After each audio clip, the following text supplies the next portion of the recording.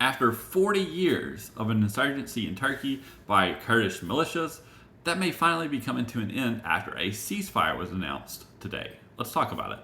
So the militia that was founded in 1978 was called the Kurdish Workers' Party, and they started this insurgency in 1984.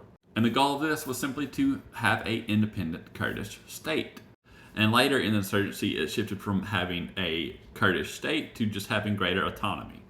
Now, this conflict has mainly focused in the southern part of Turkey, but it has also spilled over into Iraq and Syria as well. There's been at least 40,000 lives that have been lost due to this conflict over the last 40 years.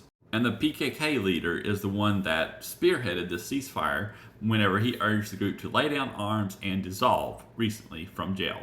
And this declaration by their leader in jail came after meeting with pro-Kurdish DEM party lawmakers. The president of Turkey called this a historic opportunity, and this ceasefire in Turkey could actually stabilize the Kurdish-run northern part of Iraq, as well as aid Syria's new government in asserting control over the Kurdish areas of Syria. Now, there were previously ceasefire talks held between 2013 and 2015. Those collapsed, and actually more violence came out of that than helped anything. So we're hoping that this ceasefire does actually hold and is finalized. Now, for their part, the US, the EU, Iran, and Iraq all backed this ceasefire proposition. And that's despite the PKK being technically considered a terrorist party by the US, Turkey, and the EU. Now, the Syrian Democratic Forces, which is linked to the PKK from Turkey, said that this ceasefire would not apply to them in Syria.